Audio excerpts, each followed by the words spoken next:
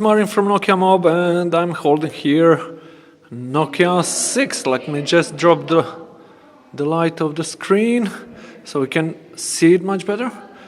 Check out this device, it's beautiful. It's made out of aluminum 6000 block. It's carved out with diamond cut precision, and you have those dual tones. This is actually gold with blue. Best looking phone in its price range. It's much smaller than the original 6, as you can see. Check this out. It is much smaller, but it still feels perfectly in your hand. It's sturdy enough. It feels like a good quality phone that won't break easily. Check it.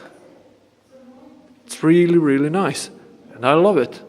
It's built nicely, and trust me, if you buy it, you're gonna be satisfied, because otherwise it has improved in terms of specs, especially when we are talking about the processor, which is now Snapdragon 660, and we have size lenses. And let me see, what about the double tap to wake up the display? So, if you lie down and you are angry because there isn't any front-facing fingerprint scanner, then you can just double tap your screen and unlock it. And it seems like it is highly sensitive, which is something that we saw in Lumia 920 the first time. It's really, really beautiful phone.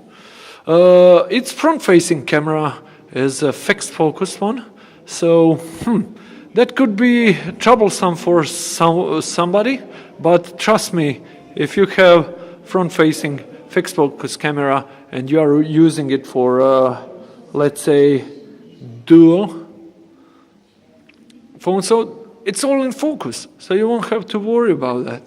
And size lenses will give you the best possible picture on this price range. Let's take a picture here of this beautifully carved wall, and let's check the picture. Check this out.